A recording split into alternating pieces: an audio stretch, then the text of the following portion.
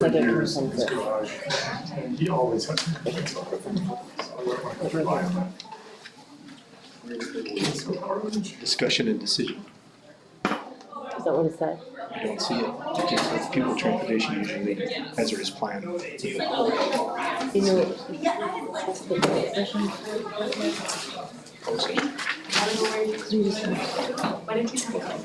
Yes. There wasn't like a decision. See here, it just says it's a report. Yeah. Doesn't say discussion and decision. Right. The only discussion and decision portion is up here. Oh, you're right. I don't know what this says. It does say here, action and discussion for the plan. That's just how it comes. The site here was generated from. That's fine, hi. How you doing? Possible action decision, which I've already done there. Oh, yeah. Under superintendent. Okay, okay. Superintendent report. Where are we making the motion at? Yeah, I think it should just. It should be after each presentation. What, should be a decision on each one? So this is what you haven't actually. So that's what this is. And then enrollment will also have our discussion. And then this will also have several from there. All three of these are. So it says it on here, but not on the printout. That's the problem. But we're covered because It's on here. We have to get that fixed. Yeah. Just can't, we can't have it. It makes it very difficult for you. Okay, so we're talking about B, C, and D, our discussion and decision. Yes. Okay, so you'll handle that. And then.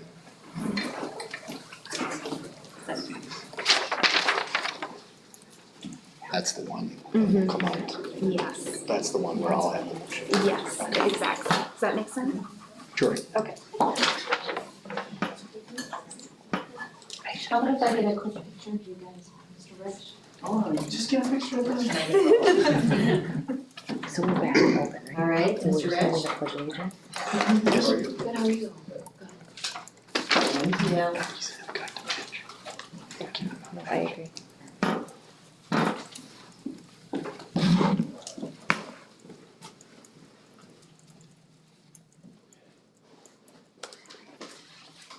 Hi guys. How are you? Good. Thanks for being here. You guys are gonna lead us in the Pledge of Allegiance? All right, let's do it. All right, so can I have them just introduce themselves quickly? Yes. All right. Can you go first? Hello, I'm Scarlett Gray. Excellent. I'm Brielle and I'm in Mrs. Cook's 4th grade class. I'm Julia Hubbard and I'm in Miss Hall's class. I'm Sally and I'm in Miss Bond's class. Awesome job. All right, so now can you say please stand and face the flag? I stand and face the flag. Excellent. 1, 2, 3. I pledge allegiance to the flag of the United States of America and to the republic for which it stands, one nation, under God, indivisible, with liberty and justice for all. So I did ask the 4th graders if they had something they wanted to share, because, that they, about Hartland South, something they love about Hartland South, they would have an opportunity to just share a thought or something they were excited about. Anybody got something they want to tell us? You want to go first? I don't want to go first. I don't want to go first. Then I'll go first. Okay. I really like how we can choose our own books, and those books take on adventures every single day. That was very well spoken. Excellent job. Excellent job. Hartland South is really good because everyone really likes it. Excellent. I really like Hartland South because the teachers are really supportive of us. I like Hartland South because we get to see our friends at lunch and recess and I like jokes with them. And lunch and recess and friends are very important to everyone. And these guys they got to pick whatever they wanted to talk about. I didn't know what they were gonna say. Excellent job, you guys. Well, thank you so much for coming. You're welcome to stay and listen to me talk about all the cool things that our teachers are gonna share in our little Hartland South presentation. So if you want, you can slide over by your parents, or if parents need to get going, we understand too. Or you can sit down on the front, whatever you want. Come on over. Go ahead. We'll stay for the Hartland South. Slide over there. All right. So, today, I just decided that, we would kind of break this down by grade level. So we're gonna share a little information about each grade level at the school, any updates and things that we've noticed or just wanted to highlight. And the teachers put a lot of content in here, so I'm going to try to do it some pretty good justice here, but we have some video clips, we have some photos and things to share. First of all, third grade highlights. Our students we got a lot of fun, right? A lot of happy, smiley children now that we have snow as well, right? Some good holiday activities up here, things to just remember, some great memories. That's awesome. But third grade took a field trip. We're getting back into routines with field trips. They took a third grade field trip over to Discovery World, where they've been studying forces and motion. Learned a lot of hands-on things over at Discovery World that they got to experience, and it's just a great day for everybody out of the building, in a new environment, parents involved, good hands-on experience to complement our science program. Then they also took a trip over to Heartland North to share their small moment writing unit. And that was fun because the second graders are eager to hear about what happens in third grade, and the third graders obviously feel like, now they're like upperclassmen, so they enjoy sharing as well.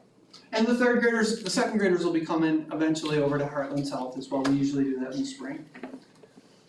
So those are just some of the did I miss something? Oh, here, I knew I missed something, right? So then talk a little bit about opinion writing. Last week I was in a third grade classroom and I got to listen to several third graders advocate for something they wanted to see changed.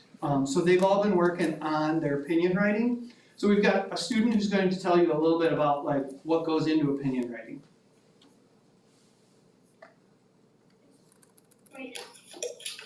Opinion writing can help people if you want to run for president, so you can have opinions on why you'll be a good president, or a lawyer. Opinion writing can help in several jobs. Lawyer and president are just two, but there are many more jobs you need opinions for. And school is just the start of kids having a good job. There you go. So that's a little bit about opinion writing. And then we're going to share and hear what Lucy wrote about.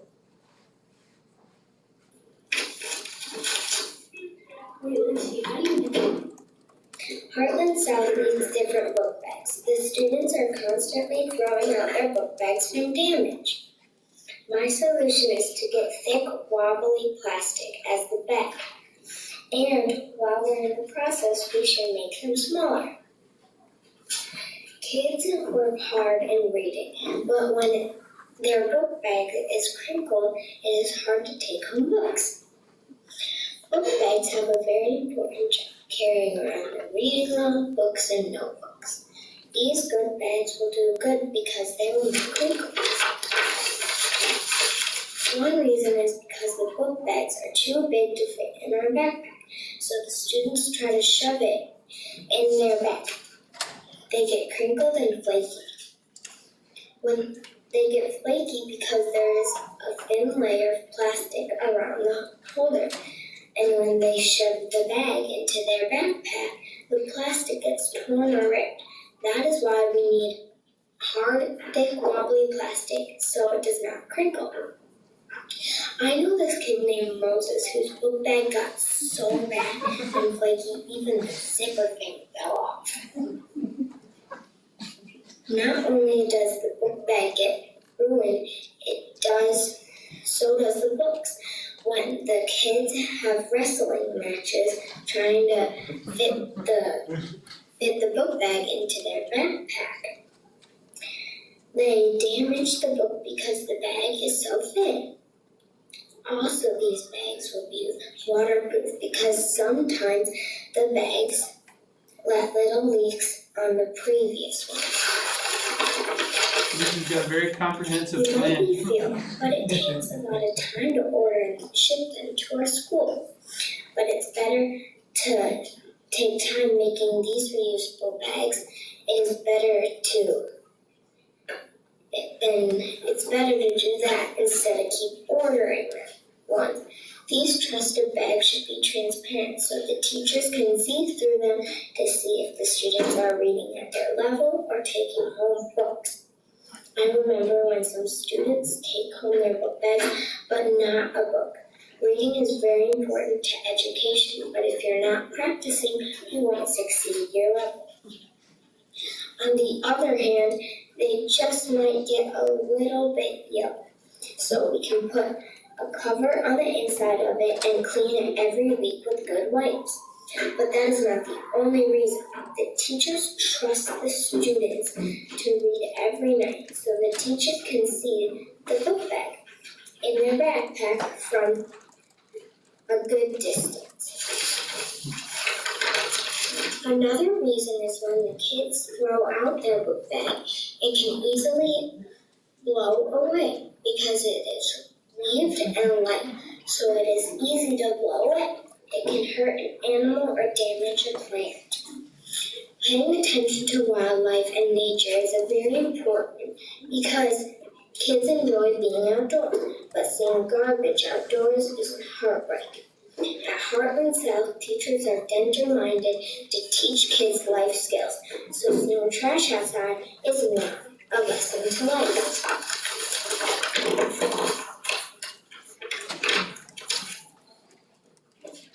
Thank you for letting me speak. And we have one more. I need another dog. We are working on being If you missed the intro for Blake, like obviously Lucy had a very comprehensive plan for the book bags. In fact, that's far superior than I would have expected her to have. And we can talk further about that when it comes to budget. But Blake wants another dog. So if you missed the intro there, they had to pick their own topics. responsible. One thing we will do is work harder, be nicer, and care more. Our dog will love it if we get another dog, because our dog loves other dogs, and all our dog needs is a dog that's there every day to waste her energy. Our dog has a lot of energy. One reason we should get another dog is because it would make my dog very happy, because my dog loves to play with other dogs, and most dogs like to play with her. Lulu is kind to all dogs. Once my dog was outside and my dog was playing so nice with her friend, they did not bark at each other or growl at each other. Another time, one of my dog's friends bit her on the neck, and my dog did not care. Another reason is because I love dogs, and that would make me very happy. I love dogs because dogs calm me when I'm sad, cuddle me when I'm worried, and nap with me when I'm tired. I'm responsible enough to get another dog, whether it's a black lab or a Great Dane. I would love another dog. Not only do I like dogs, I love them. Lastly, my brothers would like a dog because they are very kind and helpful to others. Once, when my dog got a shot, my little brother was very careful so he did not accidentally pet her where she got her shot. My brothers care about us and friends. They care about everybody, especially dogs. In conclusion, I need another dog. Something we could do is be responsible, work harder, walk the dog, and pick up her poop. That's a complete analysis, and you know what that conversation's gonna be like when Blake comes home with his writing, you know? It's gonna be tough to dodge that video. So again, those are just some 3rd grade highlights. We're gonna talk a little bit about 4th grade. 4th grade went into a journalism unit, and so we've got some really nice newsletters. And it's funny because when you think about it, right, newsletters were a news, and a newspaper these are just samples you guys can look through. I'll have to take them back, but sometimes that's hard to see up there.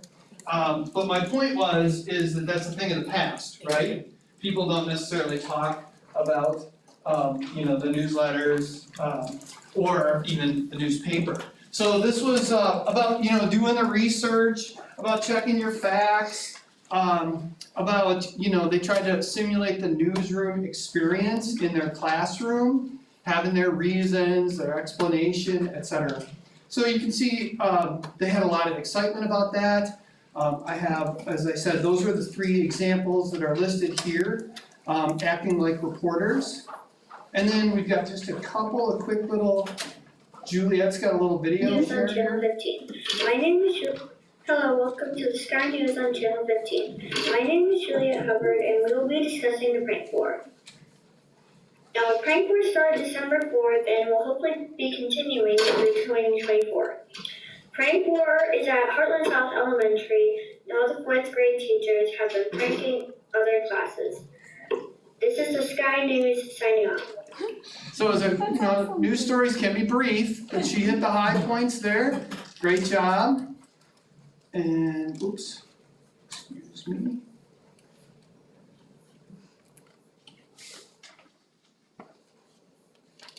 Got it. Oh, this one's, I have a bad link, I apologize, okay? But again, they had a lot of fun just like working through that project, picking topics to report on the news on. Some were topics from school, some were topics from things that happened outside of school. But just a lot of fun pretending to get back into that idea of being a reporter and investigating a situation and then being able to capture it in writing. So actually a lot of enthusiasm about writing. There's some little science pieces that are highlighted here as well. There's some photos coming up about light refraction and how sound travels. 4th grade has been studying that. They also did some comparisons, some nonfiction comparisons. This one would be about 2 different kinds of animals, right? Where they studied a lot of different information about the 2 animals, the differences between wolves and hyenas, right? Categorizing information about their prey, their predators, etc., right? And getting 2 different sources as well. So just to kind of highlight the wolf versus spotted hyena reports. We also have, this is dolphins, I think, sharks versus dolphins, right? Learning about the difference, what their similarities and differences are, compare and contrast. Obviously the kids love to include the graphics and work on those things as well. Let's see, moving on. This is some of that science, motion, or sound, light, electricity, and heat. So they're trying to melt an ice cube up here, and they're utilizing, a black surface versus a white surface with light, and then they have some aluminum foil position. Here they're looking at whether or not the sound waves travel and make the salt crystals vibrate. So lots of hands-on opportunities to work with partners and kind of discover some of those science principles. Mathematics, right, we get into much bigger numbers in 4th grade, and like place value is critical. And so this is some illustrations of what math looks like in the classroom. So if you can follow, the volume's a little lighter, but just gonna give you guys, okay, so ones, tens, hundreds, thousands, and 10,000s, that's what those represent up on the smartboard. 10,000, so that would be 20,000, and there's 1,000, so 1,000, and then there's 1, 2, 3, 4, 5, 6, 7, 8, 9, 10, 11, 12, 13 hundreds, So circle 10 of those, which would be right here. That would make another 1,000. So it would be 2,000 here, and then there's 3 left over. So 300. And then here there is 10 tens. So which makes up 100. So 400. And then there's 2 tens. And then there would be 2 tens left over, 20, and then 2. So 22,422. Say it without the and. 22,422. So again, working on place value, working on grouping those numbers correctly, and then being able to articulate it both verbally and obviously, demonstrate your work. Got another, Liam's gonna talk a little bit about rounding here, and you can see he's got there's some estimates up on the board, so he's gonna be describing this number down here. He's got 652,859, and then these are 652,900, and he'll do the rest of the explaining. I can just say that this is 60. So I know that from here to here, it's about 60. And from here to here, it's So he's positioned this number between 652,800 and 652,900. This number is 652,859. So he's positioned the 859 portion between 800 and 900, and he's just explaining why he put it there. so I can just say that it's about 40 away, and I know that 40 is less than 60, so it's closer to 652,900. So he used some estimation skills to then finalize that he was closer to the larger number than the smaller number, even though he was working with a 6-digit number. All right. Just a couple of quick, let's see, we've got another journalism, right? These guys have been doing a couple of other things. No, these are this one I've already highlighted. That one we've already seen. And one more here. This is the link that was broken. Oh, it doesn't work. So I kind of touched on those a little earlier when they did their news reports, but unfortunately the Fractured Fairy Tale newscast here is not doing its job. Whoops, I got way ahead of myself here. All right, back to where we are. Now we're moving on. We had our 4th grade and research clubs, but this kind of articulates some of the examples we looked at, just some pictures when they were comparing their shark and dolphin things, looking at nonfiction research clubs. Those are pictures in the classroom working. Then moving on to 5th grade. 5th grade highlights, we're going to go through the following, right? And of course, here's a little holiday fun, making some gingerbread houses. So first of all, we participated in the pillowcase project. Decorating the 5th graders decorated pillowcases to send to veterans before the holidays, currently serving in the military and first responders. That was a wonderful activity, got everybody involved, which was a lot of fun. These, Mrs. Blank's class, they planned, wrote, revised, and published children's stories, and then partnered up with the 3K kids in the daycare to share their stories and have a little popcorn coloring activity. So it was just a beautiful activity where we haven't done enough with the daycare, but it was just perfect opportunity. And the kids were just adorable. There's no way around that. That was fantastic. Mrs. Stone advocated for getting us some new digital microscopes. And so fascinating because they've got a flat screen and you can put an object underneath it. So as they begin to study things, this is a new device that can be shared around the building, like in the fall when we look at different plant structures, or in the spring when the kids are more excited about insects and things that are blooming. And they're so lightweight and convenient and easy to use compared to some of the older technology. So exciting ways that the fifth graders are also serving as like our little, they're gonna be the kids who help the third graders use them or the fourth graders learn to use them. Fifth grade, now this is something that all the fifth grade teams do, is that they teach the kids to keep a math journal. And I find this really interesting as I think about what a high school student needs to, I have a high school student, and taking notes and keeping notes and using notes seem to be foreign to him. But that's not today's conversation. But what I'm fascinated by is how the fifth graders use these math notebooks. So we're gonna get a little information about that, and then I've got some really cool ones to just show you quickly. I'm Elsie, a fifth grade student. This is my math journal I've been working on all year. I add things to my math journal when I've been struggling with something in the unit, or I know I'm going to need a refresher with later on. I am proud of this page because I showed something that I struggled with early on in the unit, and then I showed the options that I had needed help with, and then I explained why they would work. And then I showed where they would work down here. I'm also really proud of this page because it showed a diagram that I struggled understanding early on in the year, and then I showed the options that I was struggling with to find out. Then I showed the true right and wrong, and then I explained why. I'm also proud of this page because I showed how to decompose numbers that I wasn't exactly sure how to multiply because they were big or they were a digit that I didn't know yet.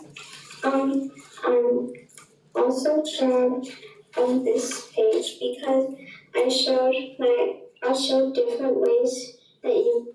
So if you can't see that, this page was titled Area Models, this page was titled Rounding. So, you know, like she's got a really nice artifact here with her own personal examples of what worked and didn't work. Area model depending on which ways you liked better. And then I showed a rounding page, which is to show which way you would round depending on what the number is and if it's like above 50 or 5. So I just think that when you look at these notebooks, it highlights the, whoops. I'm Elsie, a fifth grade student. Try to get to the next slide. There we go. You know, they've got examples. This says different algorithms, right? They've got their own personal notes in here. They've got a model of how they broke down numbers, how they multiplied parts of the equation, right? Here's doing something, it says, with standard algorithm, go with the same expression. So these are notes that are meaningful to the kids, whereas, you know, back when I was a math student, you just had a book as a resource, and then you either got the problem right or wrong, and you didn't maybe even get a clear example or explanation. So again, word problems, but again, I think these are just great skills where the kids not only explain what's happening in the problem in language terms, but then they have a model, a visual model to demonstrate not just an answer behind it. But so our fifth graders have these really great notebooks, and I'm very impressed when I walk through math classrooms and see them putting down what they feel is important in their notebooks. And then just a couple of fun highlights, right? Fifth grade girls basketball team had a wonderful season. They were a really great, fun team to watch because they just wanted everyone on the team to be successful. And so they would work so hard to help each other either, you know, get the opportunity to score, pass the ball, and cheer for each other. They were just a lot of fun to watch. In the spring and fall, our fifth graders go outside together as a group, and they do different activities. Just, you know, not in their own personal little homerooms. All fifth graders mix together, doing team building activities. So they will come home and talk about a game called One Step, and everybody's at tag or geometry tag. But it's, again, to mix the kids up. They're going to be coming to the middle school in the fall. Great experience just to get to know the other teachers, to work and play with the other kids, and to learn something new that may not be as competitive and is more inclusive. Also like to highlight teacher growth. Obviously, we work with the math consultant and Mrs. Eckerman, and our literacy coaches did a great job presenting last month about all the fantastic things that happened. But we just wanted to highlight, man, our teachers are always working, they're always growing, they're always being learning and trying new techniques and things. And recently, you know, people think, what do we do on our half day? So this is an example of what we did on our half day, right? We took a look at all of our students at Hartland South, right? And we said, okay, are our kids on track? Are they new to a level in reading?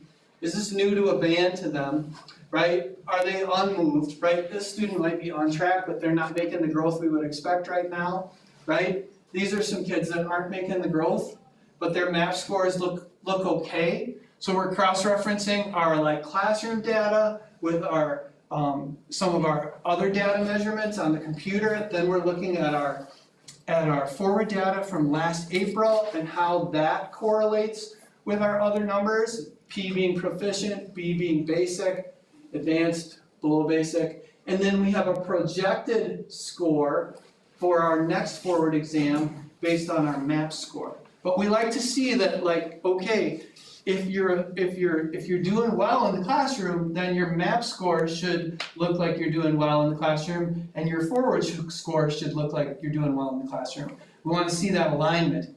From this, what we did is we looked at the students who needed like a little bit of, they might have a strategy, or if a student was new to a level, we looked at the complexity of the reading they were going to be doing or the writing they were going to be doing, and we thought about what skills might they need more support in. And from that, the teachers planned small groups and access tools from our literacy coaches, shared with one another, and then are working toward implementing that so that when we get to parent conferences, we've had like 4 or 5 weeks of, hey, we've been working on this, this, and this, we've got specific information, we can communicate that, and then we can continue to push forward into the spring, supporting those students. Well, in ways, all students. So just some highlights there of our professional growth. Art, you know, these are really cool 3rd grade sculptures made out of some wire and tin foil, doing some 3-dimensional drawings. Happy kids, that's what we love to see in art. And got some band highlights and a little bit of music here.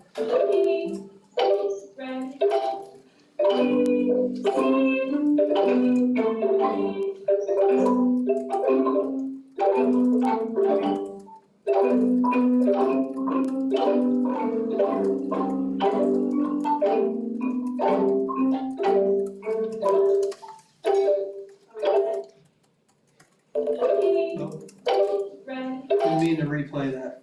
So those are just the highlights and things that are happening at South. And does anybody have any questions? No? All right, I just want to pick up those newsletters from you. Just a little, that way you can see more.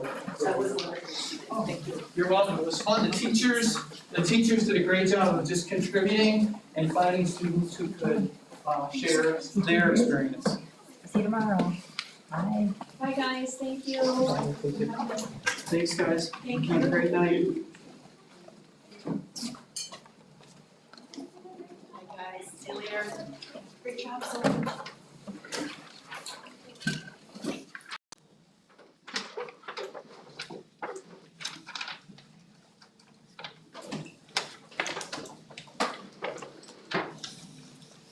Okay, we have no public comments. Right, so number 10 is actually being moved to February. That's our audit report. Yeah.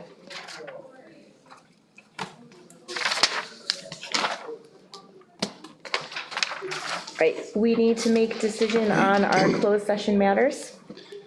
I'd like to make a motion to approve administrative contracts as presented in closed session.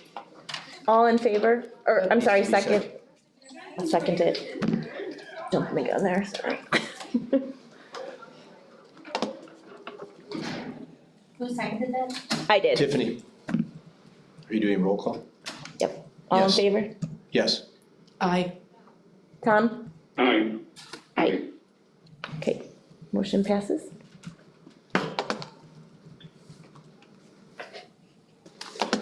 Okay, we are gonna move to consent agenda. Consent agenda items include the personnel report, the monthly voucher and purchasing card report, liquidation damages handbook contract language revision, the purchasing policy revision, the school board meeting minutes from December, and January donations, which I believe were made by Jeff. Was it Jeff Schoon? He donated to North Shore Middle School a new water bottle filler. Thank you, Jeff. Yes. I'd like to make a motion to approve the consent agenda items. I'll second it. All in favor? Aye. Aye. Aye. Tom? Abstain. Okay, motion passes. Who seconded? I did. Thank you.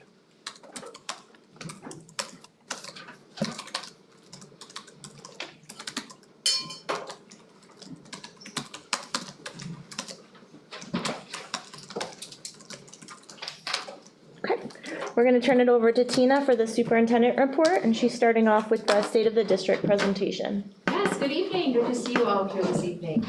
Just getting started here on, we did this once earlier when we were first kind of laying out what we've got going on, and here's an update of some key topics and items that I'm sure that you all are anxious to hear about.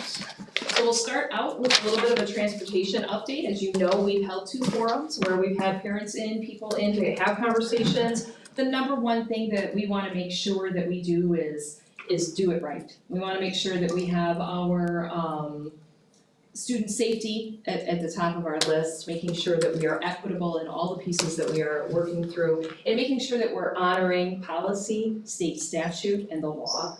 We noticed immediately, and that's what we'll talk about tonight, is that we have these unusually hazardous transportation zones. So what we needed to do is to go back to Waukesha PD and have them take a look at all of our unusually hazardous transportation zones that we thought here at Heartland are unusually hazardous. We did not have them on file at the state. Okay, so we were getting financial impact, $15 per student for everybody that we thought we identified as an unusually hazardous zone. But we didn't have anything at the state, so we went to Waukesha. We said, okay, families, people, tell us, what do you think are hazardous zones? We took 4 hazardous area zones to Waukesha. They came back with 2 of the 4 zones that we had identified. Okay, saying, yep, those are hazardous.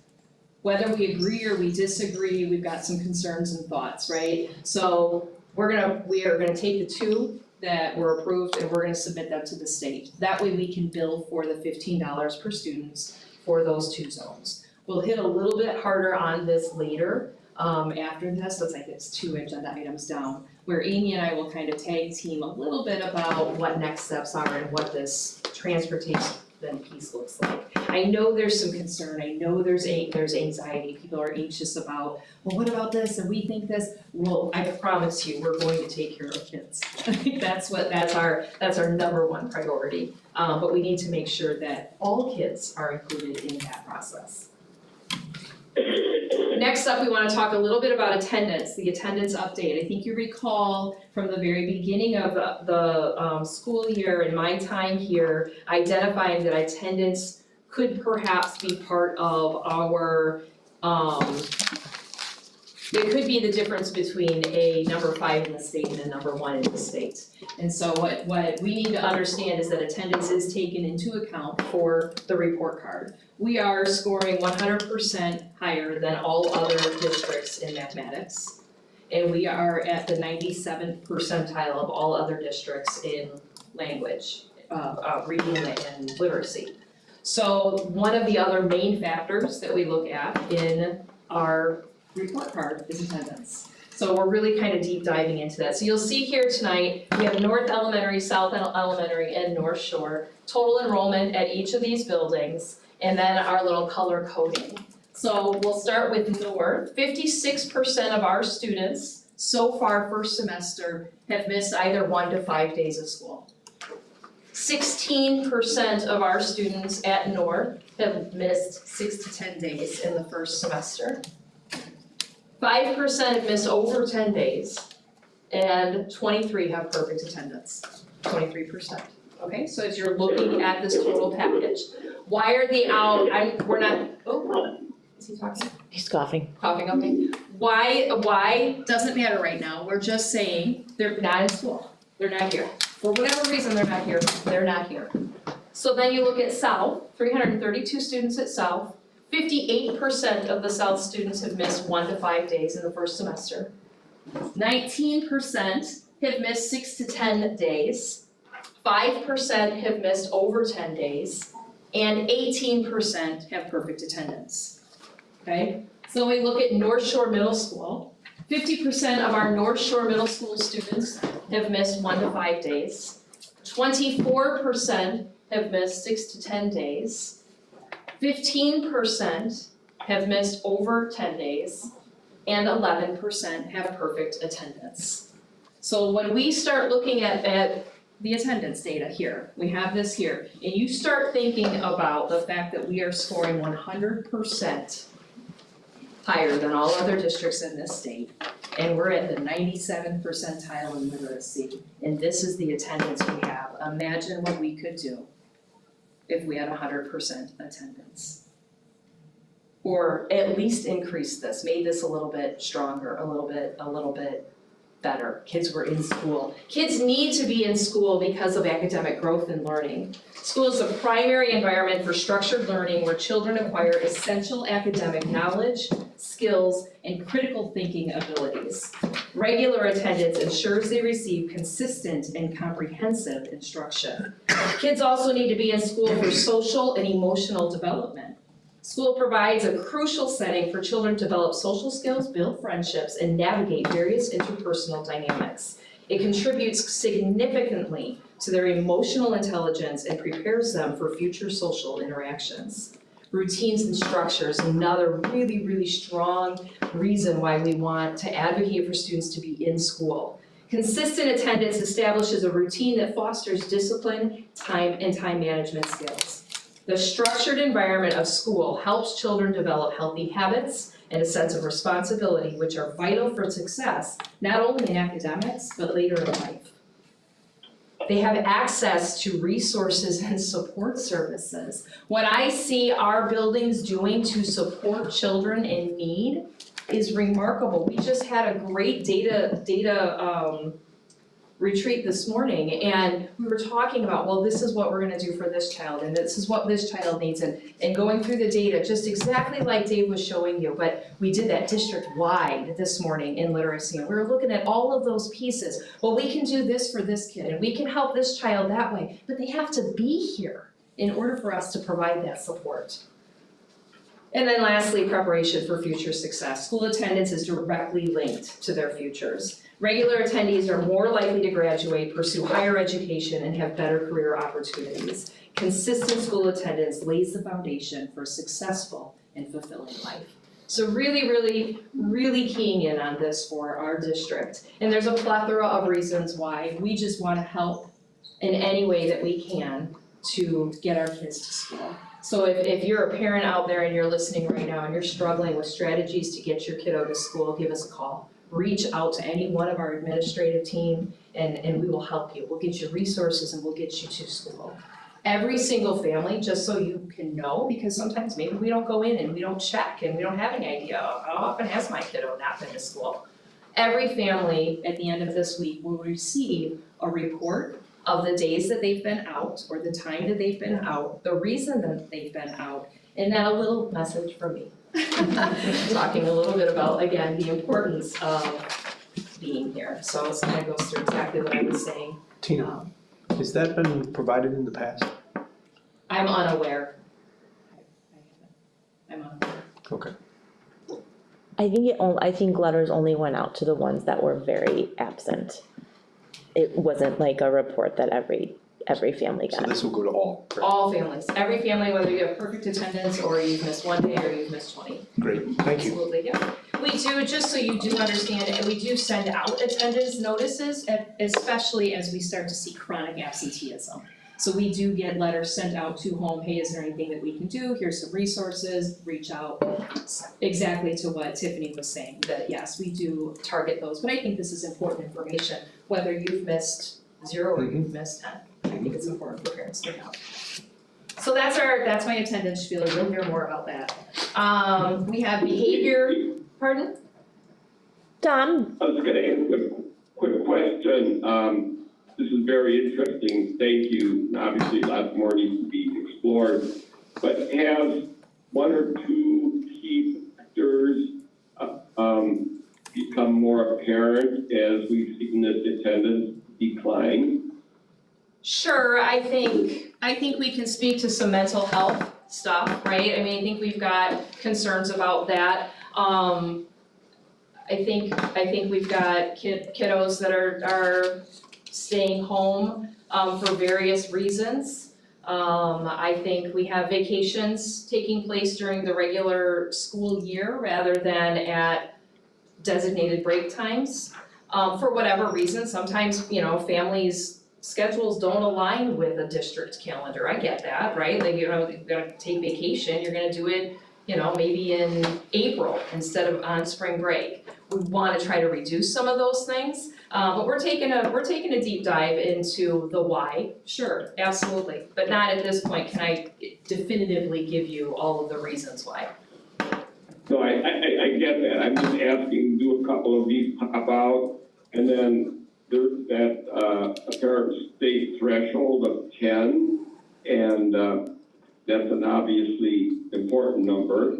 But of the students that unfortunately trigger that 10, is there a common denominator or prevailing common denominator to that reason? At this point, I'm gonna wait to share any information on that, just because we haven't gotten through everybody yet. And there is a level of wanting to protect kids and families. I get that. I'm just trying to see what can we do. Are there issues that are popping up, be it health, be it family relationships, things of that nature, that we can intervene on in a positive way to help the families? Sure, we just this morning, we have remarkable leadership, and we met on those exact points earlier today. So we, the team, we are working hard to intervene, provide supports, all of those pieces. Again, I'm trying to do this in a positive way, not an accusatory, either to staff or to families. We're all going through a lot of hardships, and if there's something we can do, to modify that, I think that'd be great. Thanks, Tina. Yep.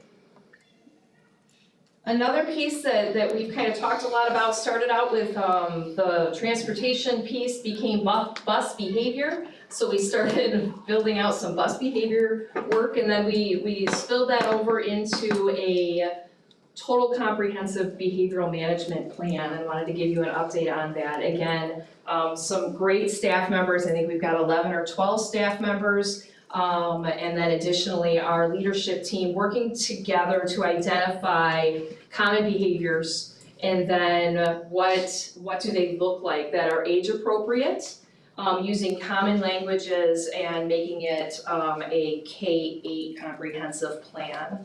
So I'll just give you an example. Here's this one, North finished, they are our foundation, they are our root, right? We are not building anything on sand. So North has their foundation, here we are. Now we move into South. We'll start South Wednesday. So the team from North and the team from South will come together, and we will take the plan and we will make adjustments to the plan, keeping in mind the common language. First offense, repetitive patterns, and continuance. Every single area at every grade level will be broken down in that manner. We will use a toolkit. For example, down here we have the think sheet, the good choices chart, the behavior chart ideas. We will utilize all the same tools. So a child going from North in 2nd grade will go to South in 3rd grade and see the same exact behavioral expectation. So how this works is, just for an example of one of them is academic dishonesty. So we talk about, well, what is that? Well, a student is using information materials or notes that are not authorized by the original owner. For example, faking a reading log, forging my parent's signature, right? Repeatedly copying my neighbor's work, okay? First offense, teacher's gonna discuss it with the student to help them understand, okay? Restorative, hey, this is why it's bad, you understand why this isn't something you wanna do, da-da-da. Then we go on to if it's a repetitive pattern, right? 2 to 3 times, or at the teacher's discretion based on the situation. First, the teacher, again, discuss with the student, use the think sheet, right? Okay, let's think this out, like map out a plan. Make parent contact, email or face-to-face, again, dependent on the situation. The teacher then notifies the principal to determine next steps, and they redo an assignment or change seats to avoid the work being copied. Here's where it gets that relationship piece, right? We wanna make sure that our teachers are the ones having the relationship with the child to build out expectations and then bring in the parents. The teacher has the relationship with the parent. Only when that fails, then do we get our admin team involved. We wanna make sure that we all understand that. One of the pieces that goes along with this is, great, okay, so this is gonna be good. We got the same concept across the board. We know what we're doing, it's age appropriate, we're using common language. Everybody's on board, we've got good training, we're gonna do positive interventions, we're gonna do all of these pieces, and they go home at 3:30. Right? We can't do anything about that piece, right? We're not following kids home, we're not doing that. They come back the next day. So I believe wholeheartedly in this piece. We hear all the time, our children need to be held accountable, right? Our children need to be held accountable. Okay, what does that mean to you? Right? I think it means something different to everyone, right? Well, so first, okay, they need to be held accountable for their behavior. Okay, well, what is good behavior? What's the expectation of behavior? And can we all agree on what that is? Can't hold somebody accountable for something if they have no idea what it is that they're supposed to do, right? So we have this in place, we understand everybody's on board, we've got training, we're gonna take care of all of that. At the middle school level, we will start in, when is it? February, end of February. We are gonna host parent meetings. So we're gonna do a 6th grade meeting one night, a 7th grade meeting another night, and an 8th grade meeting another night. And we're gonna go through this behavioral model, and we're gonna talk about expectations, and we're gonna talk about accountability. But that means that we all have to partner together, and we'll provide resources, and we'll do all kinds of things that we can do to try to make sure that we're all working together toward a common goal. And that is understanding what good behavior looks like at Hartland-Lakeside School District. I think we're really on a great path. We've got great people doing great work. I think it's important work to do, and I think it can affect a lot of areas. So really excited and really proud of our people for doing that. Next up is kind of this rebranding. We've kind of talked a little bit about it. I'm super excited about this piece. Thank you, and shout out to Chris Dillon, who I know is watching somewhere. This is the first start of what we've got going. So a new logo. I don't know if you've noticed this. I've noticed the logo is different colors. It's different fonts. It says School District Hartland-Lakeside, all fine, but it's all different. Nobody really knows what it is that we are. And then also the banner. So utilizing the night, which you see here, and just making sure that we keep everything together. So we created a new logo and a new banner, and we're gonna change all of our letterhead and all of our presentations, everything. You're gonna start seeing it this way. What does that mean? Additionally, we have also created a new website, and it will launch February 1st.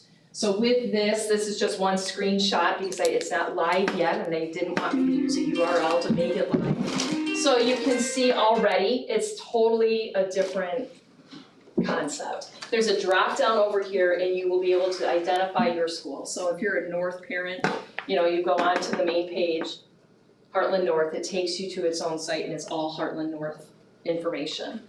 Okay, we have Lakeside Academy included and Hartland-Lakeside Education Foundation all in one spot. It's all right here.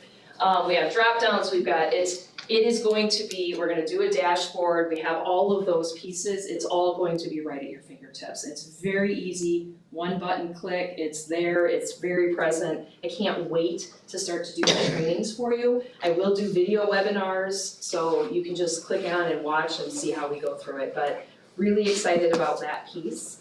Another piece that we're super excited about introducing is the community connection. One of the pieces that I learned early on was that 70% of the community has nothing to do with Hartland-Lakeside School District.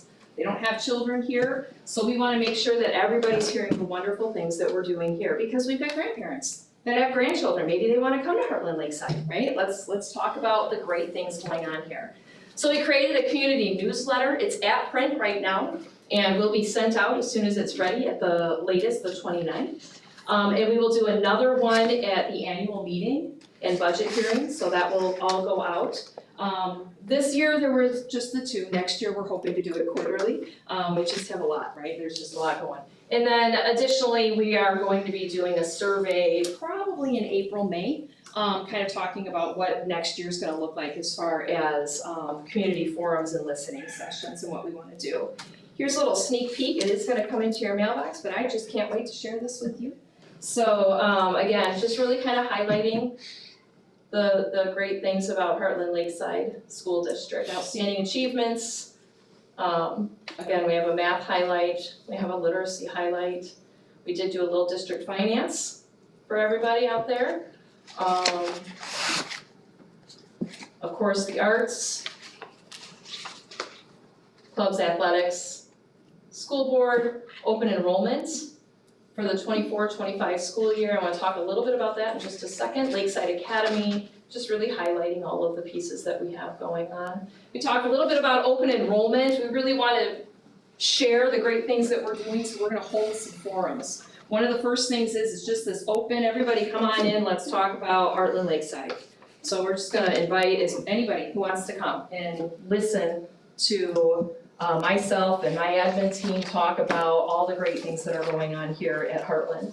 There's a QR code here, everybody will get a QR code and it'll link you to a form that will automatically help you set up a time to come do a tour at Hartland, north, south, or north shore. So really excited about those pieces and trying to get that going. I think that first one is Monday, February 12th. So just really excited about the work that we're doing with that. If I have any parents who would like to volunteer to offer their 2 cents on great things going on in their experiences, you are welcome to email me, give me a call, and volunteer. I would love that. We also have our 24-25 4K parent enrollment meeting, February 28th, and then we also have our 5K parent enrollment. So again, we just continue to work toward that. And then of course, the true piece of this is that community connection and working with our, honoring our veterans and supporting our local food pantries. So that's our first kick at the cat, so to speak, on a community connection, and we're really excited about all the work. Michelle's just done a great job, and Amy just providing and helping and creating and doing, and I'm super excited about it, so thank you ladies for that. Safety plan, we have talked about this. This is something that's well overdue, and we need to make sure that we're really staying on top of it, so we've really shored that up and gone quickly. Went through the whole thing, district office, district nurse, buildings and grounds. So we have our first draft. So we have another meeting January 30th that brings in our admin team and a couple of other people to take another comprehensive look from the inside, from the people inside. After January 30th, we're gonna bring people from the outside. So I'm hoping that I have a board member or two, community members. Let's take a look at it. What's your perspective on our safety plan? With a hope to say April, we've got a full plan coming to the board for approval, for implementation immediately. I will say this, we won't be able to have every part of this plan instantly put in place because we have some compliance pieces that we have to be able to do. That includes trainings, That includes some work that might take us a little bit of time to get to.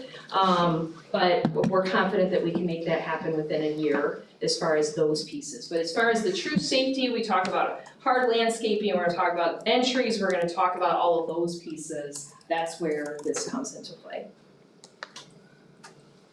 Last thing is student fees. You'll remember at the very beginning of the year, we talked a lot about school fees and the fact that the district's been just forgiving school fees. So we really want to talk about how do we follow policy and make sure that we're fair and equitable. Again, school fees right now, we sent out monthly statements. So that's a new piece. Monthly statements are going out. Happy to report that athletic fees, we stood to the, you don't participate unless you have these fees paid for. We're at 100% compliance, so that's really good.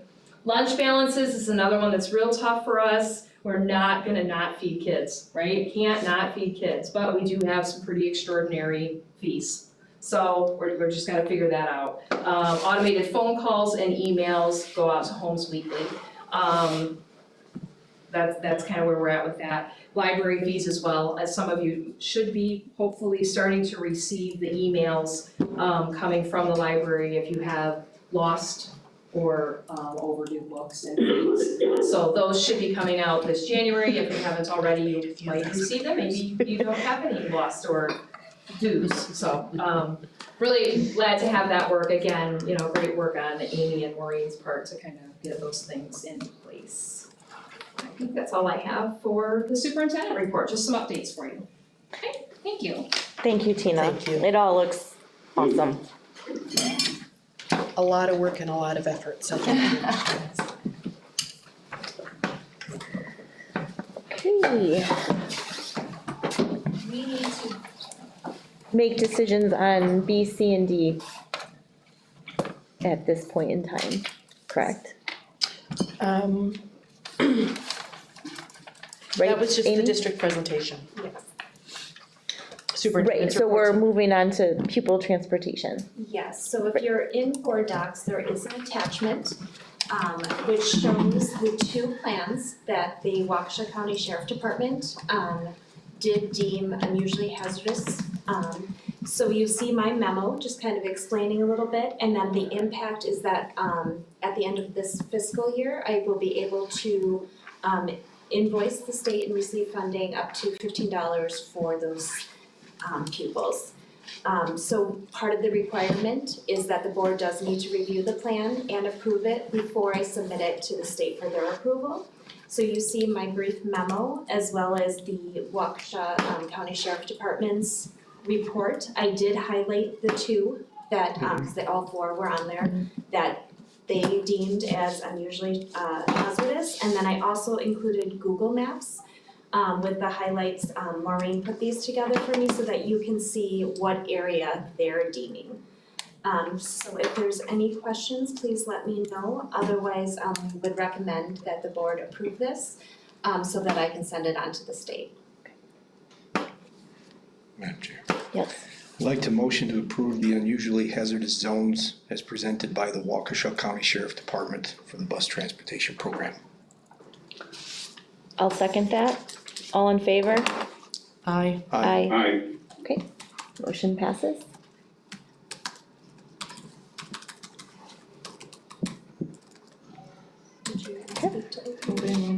Open enrollment seats, we did the preliminary notice the last meeting, nothing's changed from that.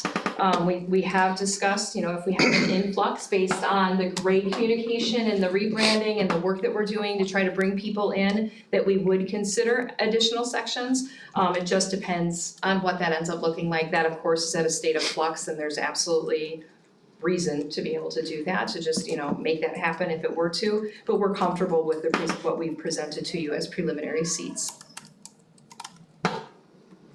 Does that need an action and decision Yes, for proposal? I'll make a motion to approve the proposed 2024-2025 open enrollment seats as presented. I'll second it. All in favor? Aye. Aye. Aye. Motion passes.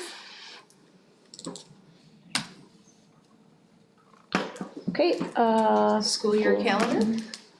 This year, we put out to the whole school district, anybody wanting to be on the committee, to serve on the committee for creating the school calendar. We had roughly, 11, 16, somewhere in there, people come in, which is super great, and that was a representation of everybody. So that was really good. And they worked through it. I mean, they spent a solid hour just, hey, what do we think of this? Amy kind of led that group and said, hey, this is what we're looking at. We had Arrowhead's calendar there. As most of you know, that, as a feeder school into Arrowhead, we really have to, consider all of those pieces because we have children at both schools, right? And then we also share transportation. So we really wanted to take that into consideration, but then we also know that what we have going on right now from an achievement perspective and professional development and what's best for kids, we want to take into factor because we really believe in what we're doing and the results show that what we're doing is the right thing. So after all of those pieces were considered, we presented a calendar to the board. And so it's now the ball's in your court, so to speak, in regard to the school year calendar. And as far as that meeting is concerned, if you have questions, Amy is the one that was there. I was in the behavioral management one, so we kind of split skied on that one. Right, do we have any discussion? Yes, but I don't have to go first all the time. Go, please. Okay. So do you know why the decision was made not to coordinate Thanksgiving break with the Arrowhead schedule? When we met with the committee, it would mean that they went to school through that Friday, and they, at the time, wanted to have at least one work day and one day off before like summer school and things come to that. Oh, you mean tacking the 2 days on at the end of the school year? Yes. That's what you're talking about. Yes. And so now that I'm understanding what you're talking about, can you answer that again, please? Because I didn't know which 2 days you were talking about adding. Yeah, so if we took off, well, here, let me back up. We need 178 days for students. Our current contracts and handbook reads that teachers need to work 190. So we have to work all of that into the school calendar. So those are things that we're considering as we are kind of mapping it out.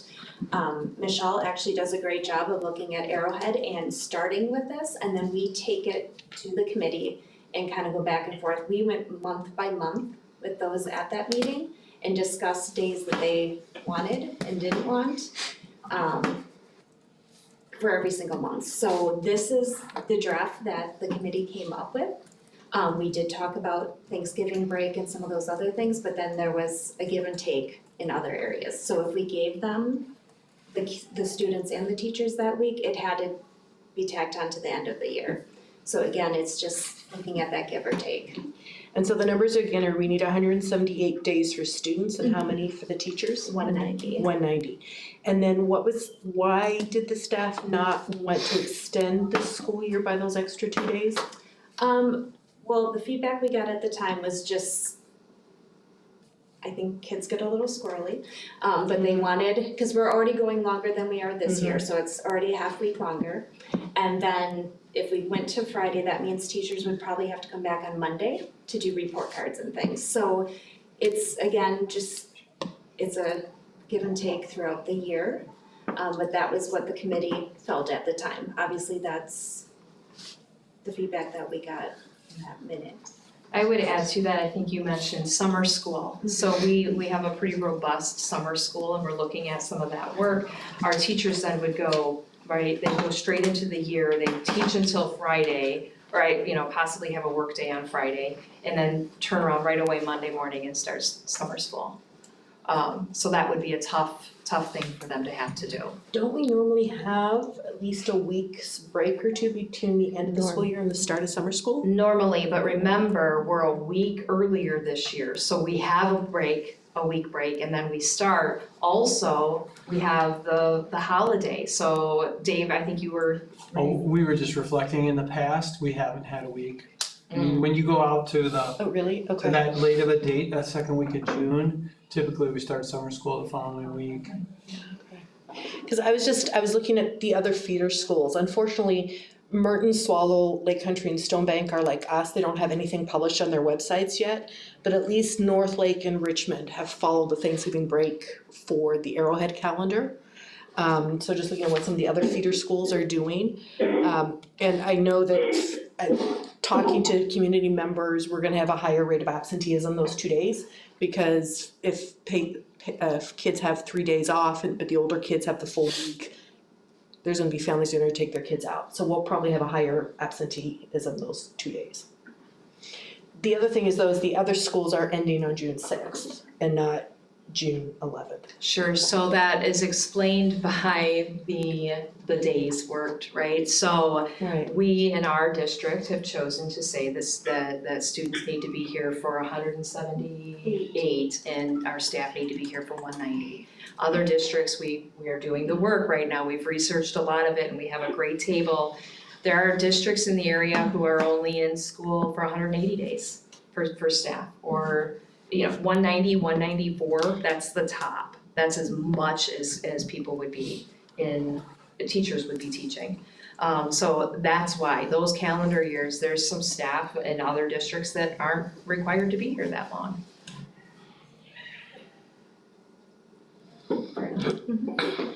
Any other discussion? Okay. So my initial vote was going to be to approve it with the changes so the Thanksgiving break matched Arrowheads. But that only affects a portion of our district families and students. And I think the rationale for not tacking those 2 days on to the end of the school year, so that the staff have time to wrap up and do their report cards and everything else before summer school starts, because that affects everybody. I think that makes more sense than changing the calendar to accommodate for a couple of, a smaller percentage of our population. The only other thing I wanted to make sure that folks were aware that I found out from talking to Amy Hawley is anytime we use the buses, but Arrowhead doesn't, it's a higher expense for us. And so it's an extra, I think you said $4,600 per. About 45. About $4,500 per day we use the buses that Arrowhead doesn't, if we're the only other feeder school using them. But that would be adjusted depending on how many other feeder schools are also attending school that day. So there's only one other day I could find where Arrowhead's not in session and we are, and that's January 27th. They did a really funky thing with their finals this year, January finals. And so we would be potentially looking at 3 days of increased transportation costs of an uncertain amount until we know what the rest of the feeder schools are doing. So that's another $1,200 or so. You say January 27th? Correct. Monday? Correct. So Arrowhead opted, they have a finals week for the end of semester, and for some reason, they opted to have no school on the 20th, return to school on the 21st, have finals the 22nd through the 24th, and then have no school on the 27th.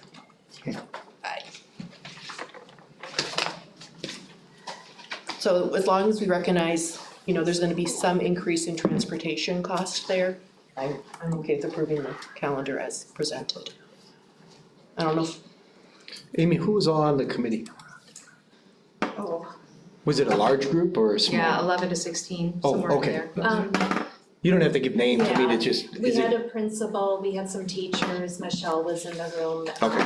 Yeah, Okay. it was from elementary to middle school. Okay. Okay. I mean, we have been in line with Arrowhead for years, but there was a time that we were not doing okay with that, so.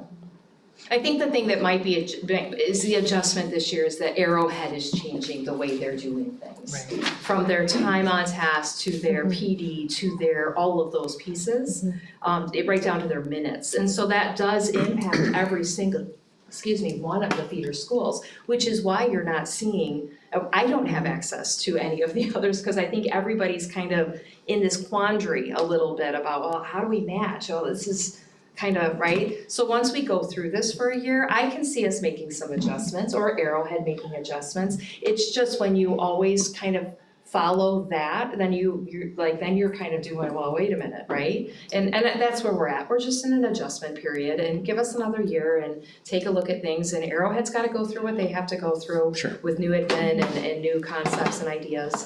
I'm comfortable doing what we're doing.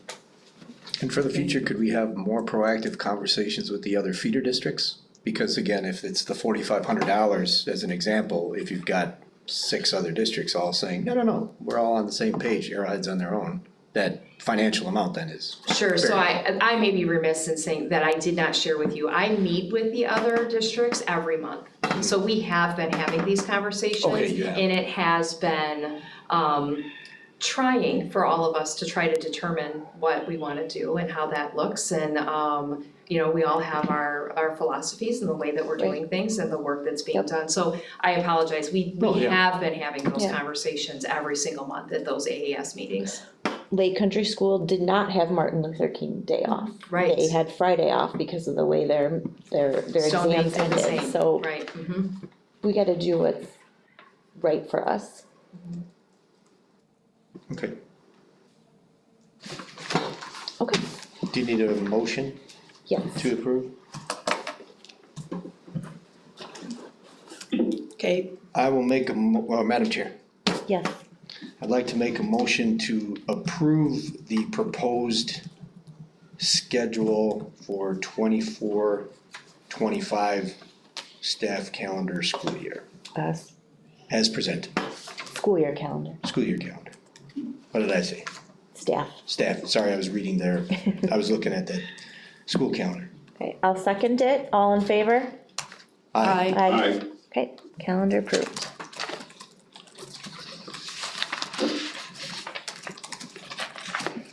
Okay, Amy, I'm gonna turn it over to you for the monthly finance report. Yes, so in board docs, you will see the financial statement that I presented to the finance committee. The first page does have our cash in bank information as of the end of December. And then the second page gets into the actual monthly financials, so a couple highlights.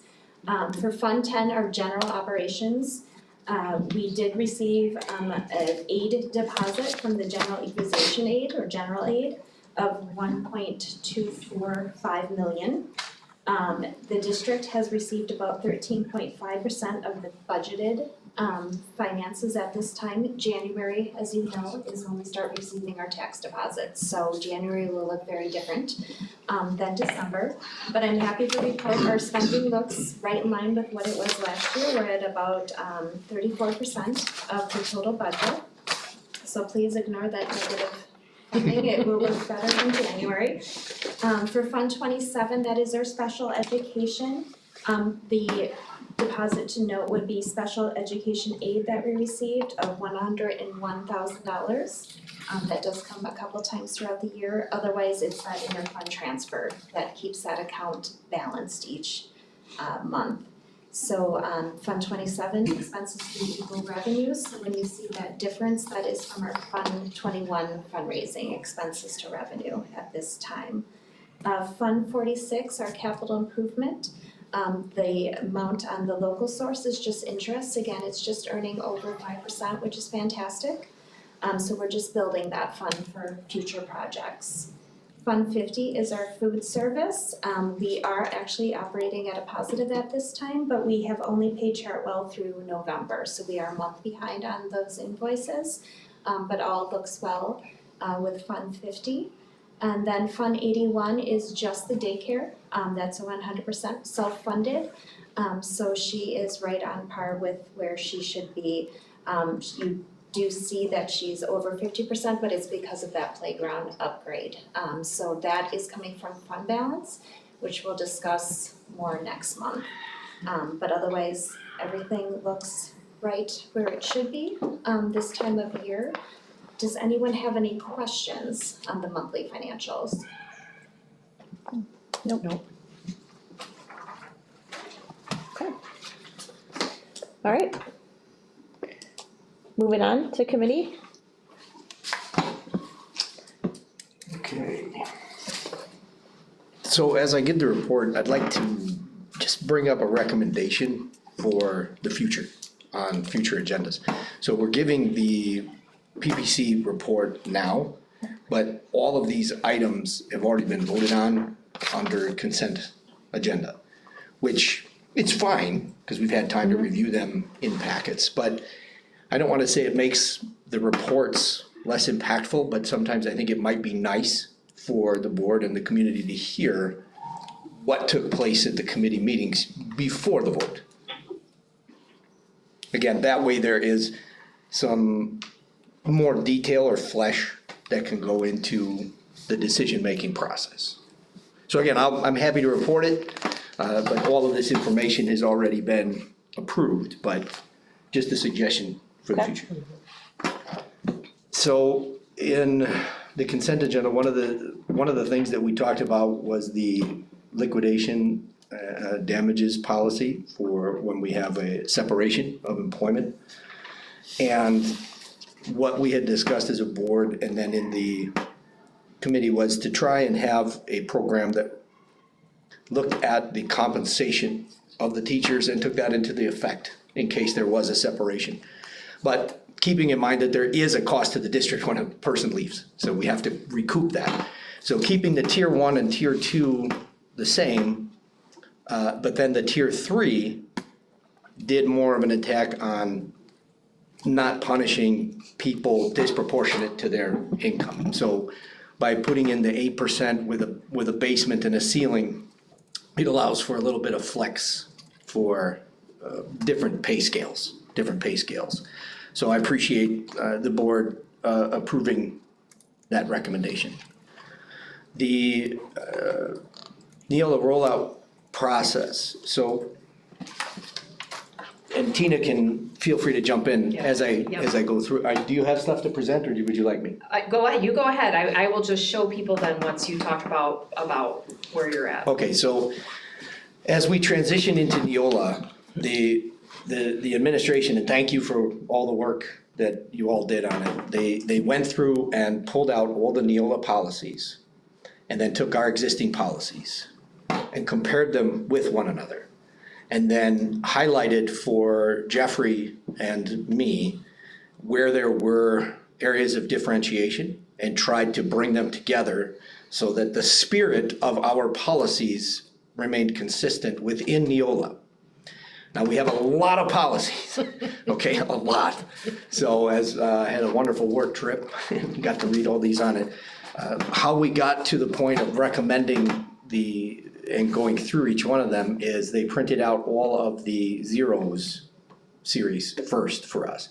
And then Jeffrey and I went through and read every single policy word and highlight of where there are additions or subtractions to the Neola policy.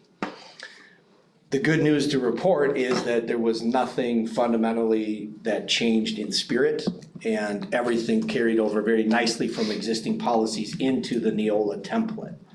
So then moving forward, we'll continue to do the same thing with each series of policy. And I'm anticipating we'll do it at each policy meeting, we'll get a new series. Yeah, so I'll take over from here. Sure, If that sounds sure. good to you, great, that's exactly right. Trying to understand how do we get this out, right? Like, how does this work? And, do we do it in one big fell swoop? It doesn't feel right. Like, let's kind of work through this. So, working through the PPC meeting and team, I want to draw your attention up here to the screen. This is board docs. Now, you don't have access to this side of the house, but how this works is we've got our meetings over here, and over here you'll see this policy tab. Now, I'm kind of giving you a backside view, but I want to be transparent about how we go about this process. So we have in draft form. So all of these are the templates that we go through. So what Chris is talking about right now is this section right here called Bylaws First Review Complete. So that just basically means the first review, we've gone through it. So what does that look like? Well, so let's pick one. I didn't do this in advance, but I probably should have. But this gives you an idea right here, okay? So bylaw, Neola policy 0114, it's a classification, okay? The Hartland-Lakeside School District shall be classified as Are we a common school district, a union high school district, or a unified school district? Well, we are a common school district. So all the rest of them are marked out, and anything in green is highlighted because obviously that's special to Hartland-Lakeside, right? I'm not gonna put, I don't know, Arrowhead, because we're not Arrowhead, we're Hartland-Lakeside, right? So we wanna make sure that each of these, and so we go through this process with each and every policy. So that's what we made a copy of. We printed this whole series, this whole section, gave it to Jeffrey and Chris. They have a month to review. They've taken this time. They're gonna come back to PPC. They're gonna make recommendations to the board or to the administration at that time. We'll go through. If there aren't any changes, they will go on the next board meeting. So all of these will go on the next board meeting.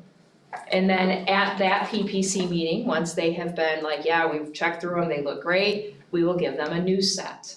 And that's kind of how this will just evolve and roll out. Rather than the initial thought, which was, let's do it all, let's just get it all done in July 1, let's just put it in place, let's vote to just adopt it. I think we need to go through more of a process. And I think Chris and Jeffrey both were like, yeah, this feels good. This feels like we've got our eyes on it, we're taking it, we're taking a look at it. So that's the process, that's what we're doing. I think some of the other questions that kind of came through that I'll answer now is the why.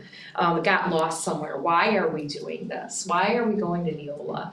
And the answer isn't because everybody else is. 90% of the districts in the state actually are with Neola. That's not why. The why is when you first start looking at the current practices for our board policies, it's all manually done. Everything has to be manually updated. You have to search and pack and find. They are not comprehensive, so there are state laws and things that case law that happens within school districts that are not in our current policies, but we wouldn't know it until we got sued for something and found out we didn't have a policy about it. And now it's like, now what do we do? So we either quickly create a policy or we just kind of throw our hands up in the air, sorry, we don't have a policy, Grace? I don't know. So this way, at least we have some guiding practices based on past practices throughout the state in education. So that's kind of the why. Plus ease of use. You can log into this one spot, understanding now that we have a rebrand, we have a new website coming, there's gonna be a new link, it's just click on the link, it's gonna take you directly to this, and you can see here, you can search any policy. There's a search bar up there, and if you wanna search, give me something, cell phones in a classroom.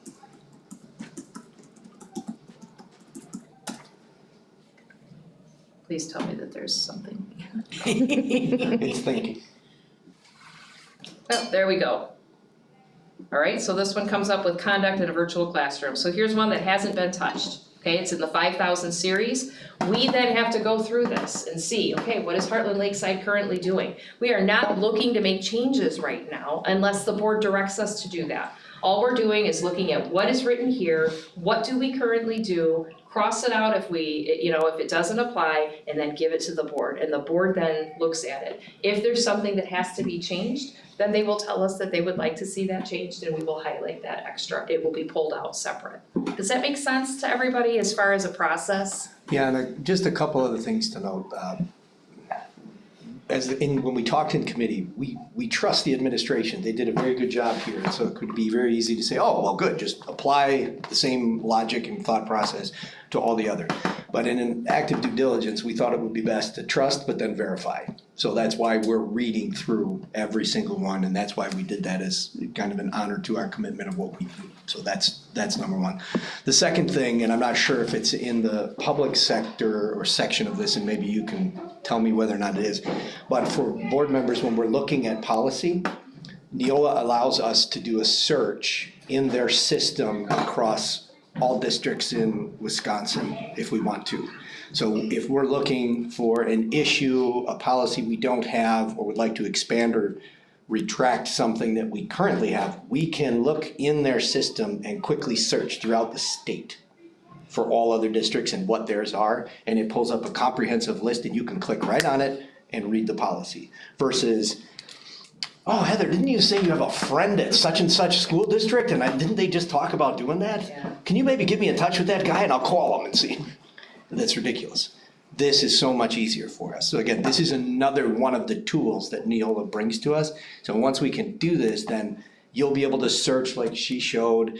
We can search through other districts. It's just so much more user-friendly. And then the other part that I know that I was concerned about initially, and Tina's walked me through it, is the automatic updates legally. If those do come, they get sent immediately to her, and then she presents them to the committee and the board. So nothing happens without visibility. So there's complete transparency with everything that happens. Sorry, Amy, I saw your hand. Oh, no, two things. So, and I apologize, I was looking over your shoulder to see if you could get access to the policies. I wasn't, but when I click on my policies link, I still have nothing in there. So I have not been granted access.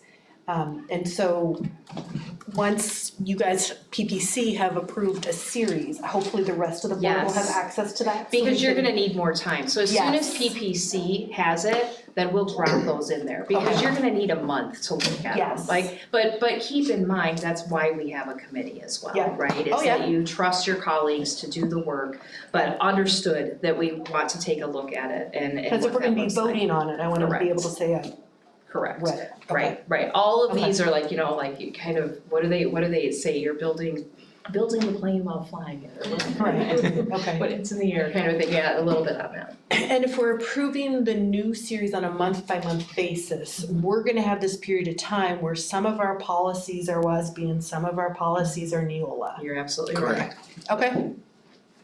So be it. Okay, I And just as- think it's the right way to do it. agreed. So as we approve them, you bring up a really good point. As we approve them and they get loaded up into board docs, let's say the zeros. Yep. Do they get pulled off of the current website? Yep, because And then you the now have zeros new will now policy. only be here. Correct. But the other, the 1,000 and so on, those will all be still housed, at least on the old website, till February 1st. Correct. Okay. But the zero series are not gonna be published because we haven't approved them yet. But once the board approves Right, them, correct. then they will be Excellent. published and the public Okay. will be able to see it because that Perfect. becomes our policy. On the website, or they have to go into Neola? It'll be through board docs. Alright, that's what I meant. Yep, Board because docs. the website is a link, right, to board docs, so that's the only way that you're Just gonna wanna be make able to, sure. yeah. Yeah. But our WASB, like if it, like you're saying, our 1,000, 2,000, 3,000, if we haven't gone through the Neola process with those, they'll be out on the website, the new Right. one too. Okay, Okay. great. Any other questions on Neola? No, I was just gonna say, I love your idea of moving the updates from committees to earlier on in the agenda, cause some of what you're presenting, even though we didn't have a lot of questions on the policy changes. Right. It's just helpful to know the Right. thought process. And it's not, I think it's nice too, just from a confidence standpoint, to make sure that we are all doing our due diligence ahead of time. We're not just throwing stuff at you and say, yep, it's good, prove it. No, there's been some work that's gone into it. Okay, great. All right, next. Okay. Oh, go ahead. Oh, Yeah. no, go ahead. This is still the report. Yeah, keep going. Okay. So on the purchasing policy, so we brought that up and looked at that in some detail. And let me pull up where is it here? Okay, so when we looked at the purchasing policy, we looked at both Neola examples, and then we also took into account sample policies from another school district and tried to look at what would make the most sense here for ours. And so one of the things that we did was looked at the $7,500 requirement that was really restrictive and wanted to authorize the superintendent to be able to make purchases within the bid parameters when there are extenuating circumstances or when it's predefined within the budget. So it takes the handcuffs off a little bit. If it's something that's already been defined in the budget as a purchase, the superintendent now has the ability to go out and make that purchase following the defined bid process, which is the other part that we updated for anything seeking 3 bids on $10,000 or more for a single item or service. So that was another one. And then the last one that we added, which again wasn't explicit in our current policy, was emergency purchases. So what this updated policy we approved tonight does is if we have a boiler go out or we have something that threatens the health, the life, the safety of students or staff, the superintendent now has the authority to go outside the budget and solve the issue that's urgent at hand without having to call a special board meeting. We may not have time if we can't get a hold of everyone. So those are the things that you approved this evening, and I'm very grateful for it because these are very good things. So that was the extent. There was a couple other small things. I guess the election canvas policy, we did review it in light of even if there were recounts or anything else, and there's very little work on our part that the canvassers have to do. So we felt like the current canvasser policy was just fine. Thank you, that's a lot of work. Yeah, it's 10 hours in Japan in a layover. This was great reading for 10 hours. It was awesome. All right, not much to report on the finance committee meeting. I think our meeting was 20 minutes. It was very quick. You missed a quick one. Sorry. No, you were sick. Yeah. So not to repeat anything that Amy went over in her report, the main thing that came out of there was that Amy is looking to do a monthly fund balance report, which is basically the difference between cash balance and fund balance, so assets, liabilities. So, she's reached out to another school to kind of see what they're putting in there, but she's still determining exactly what that report's gonna look like, so.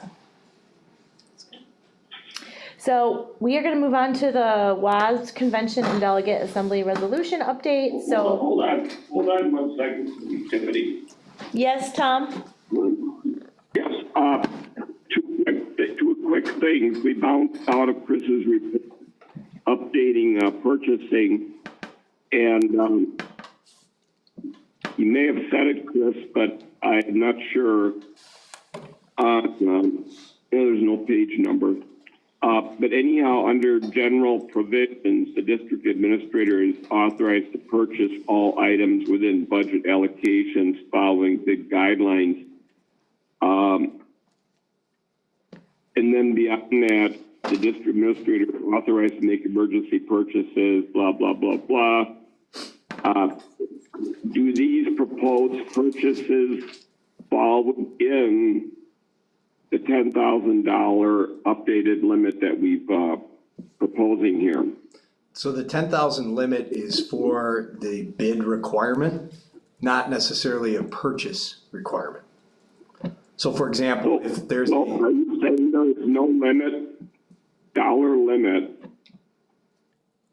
for district administration to purchase something if in their mind is necessary? There's a difference between necessary within budget and an emergency. I think that's the key. So the superintendent, as an example, can't go out and just make a purchase for $35,000 for something that wasn't budgeted for. If it was budgeted as part that was presented to us and approved, then yes, in this case, she can, without specific approval. She still has to follow the bid requirements, so factoring in 3 bids, sending out to bid, and having those bids read, opened according to policy. So that has to happen. In the emergency situation that threatens the life, health, or safety of students or staff, there is no provision that prevents her from taking immediate action for a purchase if necessary. There's no limit. Now, that does require that that purchase be presented to the board at the very next possible opportunity, but it doesn't restrict her ability to act in an emergency. I am very concerned about that. Tom, it's Very already, concerned. okay. It's been approved already.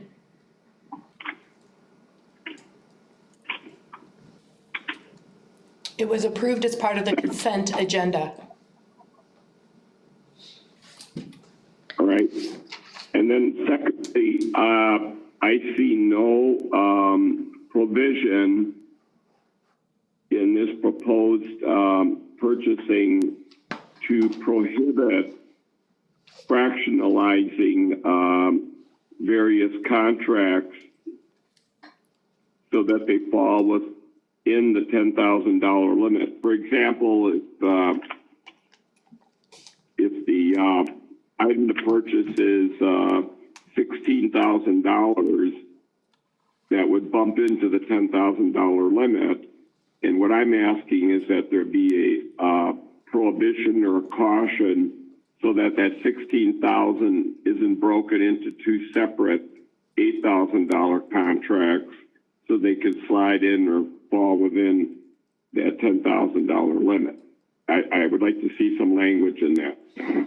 Yeah, and that, Tom, would only affect the bid process, not the purchase approval. So, for example, if there was something that was 8,000 and another thing that was 8,000, all that does would potentially skirt the bid requirement minimum of 10,000. But the nice thing that we have in place now, at least, and Tina, correct me if I'm wrong, that I believe all of the large purchases are overseen by both you and Amy. So we have two sets of eyes on it, not one. So we don't have just one person making that decision. There's at least eyes on the purchase. Absolutely, and Tom, I will just add this to it. I think there's a track record over the course of the last 6 or 7 months that unless it was something extreme, the board is going to know what is happening in the event that I need. I'm not gonna make a decision in a vacuum. It's not gonna be just me willy-nilly taking the credit card one day and going, yep, this is what we have to do because I think so. I'll call Tiffany at 6 o'clock in the morning on a snow day. I'm not gonna make the decisions on my, right? I definitely, and I think I've proven that. I think every time there's an issue or something comes up, I keep the board fully informed. Yeah, I get that. It's not a you thing. It's a policy thing that might transcend both of us.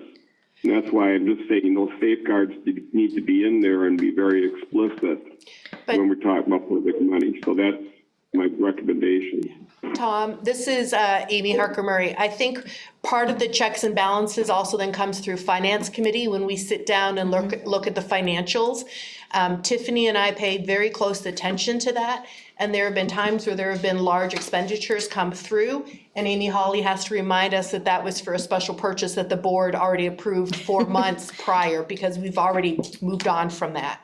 So that's the other part of the checks and balances is the Finance Committee reviewing everything and making sure that there's nothing like that. So I think we're covered. All right, made my point. Thank you. Thank you, Tom. So this past week was the WASB convention for school board members and district administrators. So WASB is the Wisconsin Association of School Boards, and they host a 3-day convention in Milwaukee every year for the entire state. Myself, Chris, and Tom and Tina were there. Amy, did you end up getting there? I wasn't able to get off of work. So, there's a lot of key speakers, and then there's breakout sessions, basically I guess the breakout sessions are essentially kind of training sessions. And you get to choose different topics that you want to go listen to. And then there's an exhibit hall where there's a lot of vendors there for school districts. So it was a long 3 days. But took away some good things. And then there's the delegate assembly resolutions. We spoke to this in the last meeting. Tom is our WASB delegate, and so I am going to turn it over to Tom to discuss what resolutions were passed when the delegates voted. And so take it away, Tom. All right.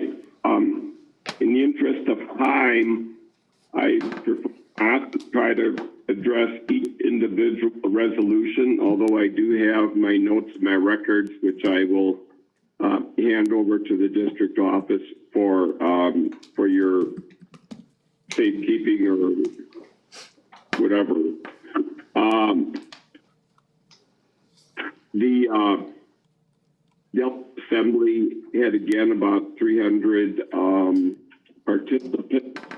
I was honored to be one of them as well. As far as the goes, and I'm just looking at my notes here.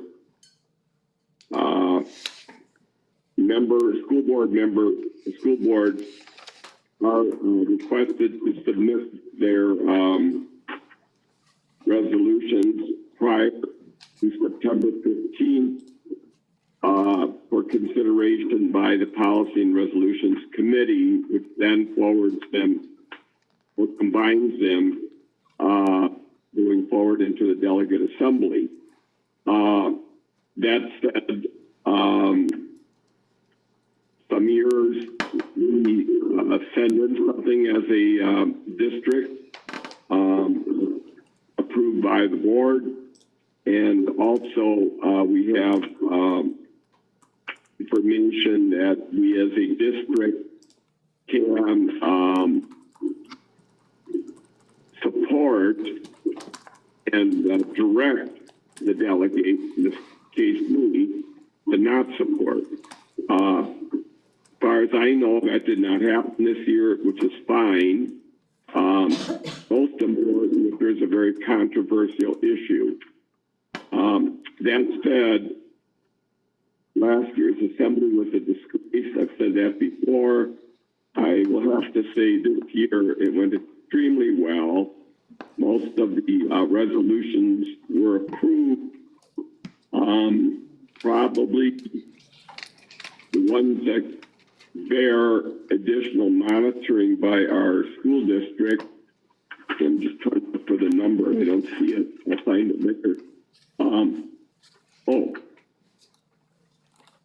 It's a resolution 23.06. It has to do with seclusion and restraint. I think we should monitor that. Excuse me. And then it came in late. Actually, had to do with, it's from the School Board of New London, Wisconsin, and it's titled Save. It came in late. Save Women's Sport Bill. There was considerable, rightful, understandable concern and discussion about this proposed resolution. It is the resolution that I chose to stand up and address, and again, making it clear that I was speaking for myself as a delegate, not for the Hartland-Lakeside District. Again, it's not appropriate at this point, but I said in my presentation, I share the concern with regard to, how can I say, retaining the integrity in sports programs for women. I said this topic needs to be discussed in much further detail, understood as far as what the ramifications are. I was very glad that it was finally brought up.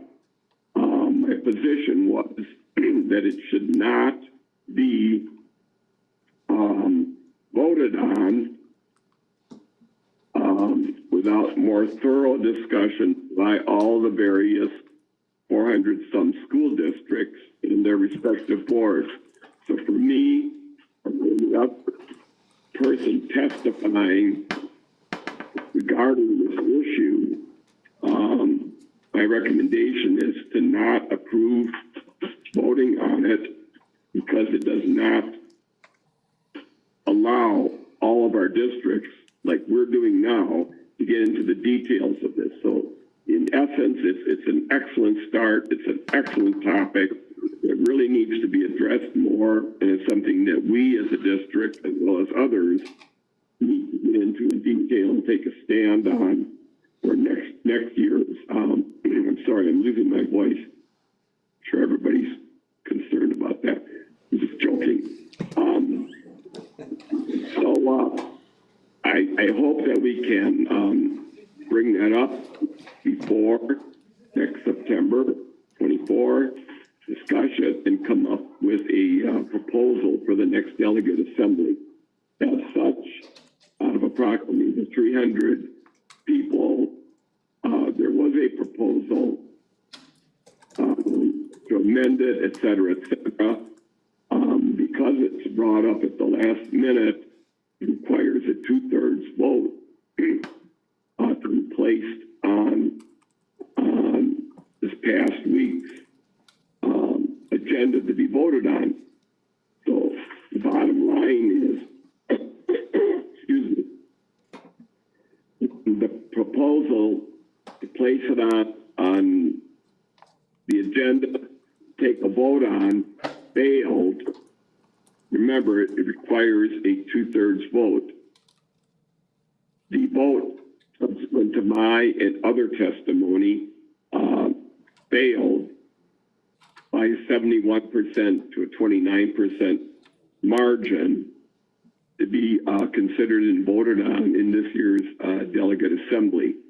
So that was probably the biggest news. And people have been asking me afterwards, like what happened with the New London proposal. So I would be glad to read more about it. But again, in the interest of respect for our time, I think I'll turn these documents in and then we can have them on record as a reminder to bring them up again. Thank you, Tom. So the Senate Committee on Education meets tomorrow at 10:30. So, okay, future board or committee action or discussion item, or, I'm sorry. Yes, that's where we're at. Anyone have future items you guys need to vote on? Did you say to vote on or to discuss? Well, Future. for future. Oh, I think we talked about it before, but I'd still like us to try to build into our schedule if possible, community listening sessions or back and forth for the board. Even though tonight we didn't have any comments, I know that at times it would be nice for the community to be able to have back and forth. Because if Niels is nice enough to comment once in a while, it would be great if we could respond to something that is said. So I think that would still be a nice thing to do if we could find time to do it. I know we're busy and we're in some closed sessions, but.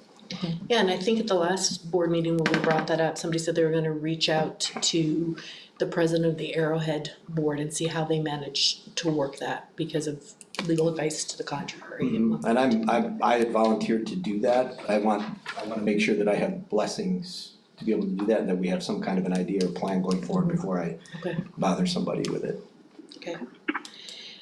Something that I'd like us to discuss, and it would need to be next month in order to give us time, is reconsidering having school board candidate information on our district website. I know 2 years ago they asked us questions and then there was legal advice that we shouldn't have that. But I think it's nice to have one site for voters to go to that gives the same answers to the same questions. And looking at some of the feeder schools, at least 2 of the other feeder schools do that. So I think it might be nice to revisit that at next month's meeting. Amy? Yes.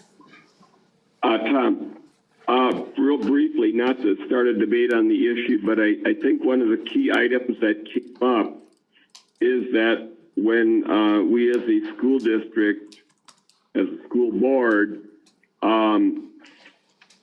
provide, how should I say, any kind of campaign, promotion, information, using school district resources, that we might be crossing the barrier line, becoming involved in the politics, and I'm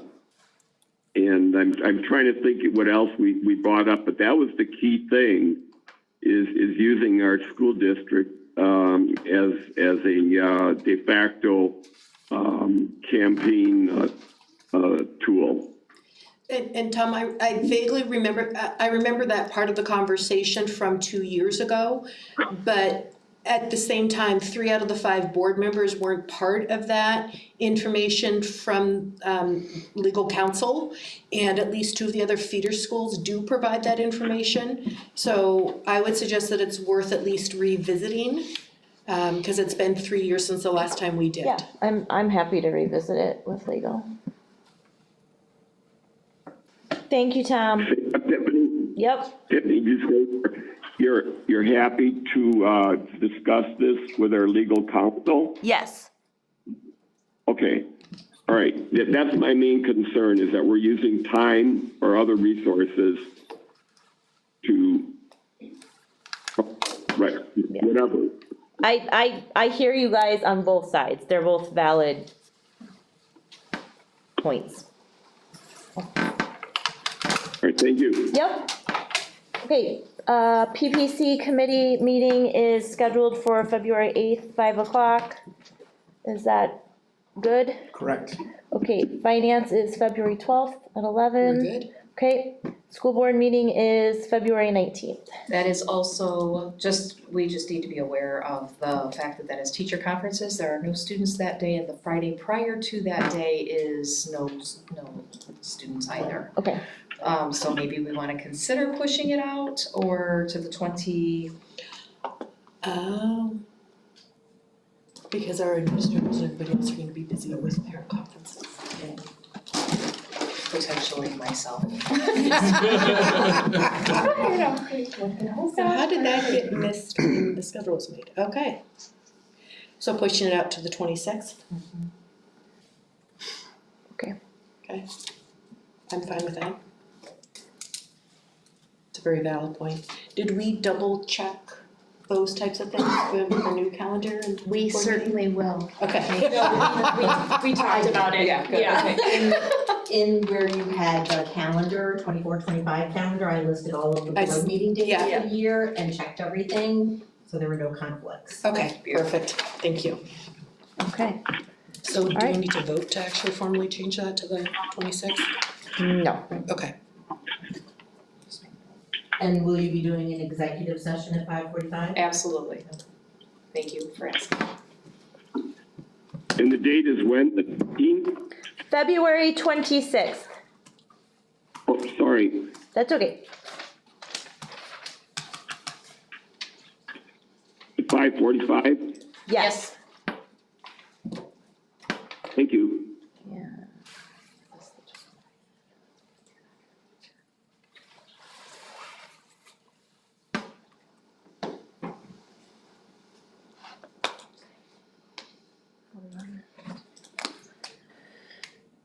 Anything else, Tiff? No. Madam Chair. Tiff, Madam Chair. Madam Tiff? I'll make a motion to adjourn I like that. I'll second it. All in favor? at 8:31 PM. All in favor? Aye. Aye. Aye. Tom, Yes, we're adjourning. yes, Was that I a? got it. Okay. Okay, we're adjourned. Great. Thank you. Thank Thank you. you, Tom. Feel better. Good night. Hope your dog feels Yeah, better don't too. Dark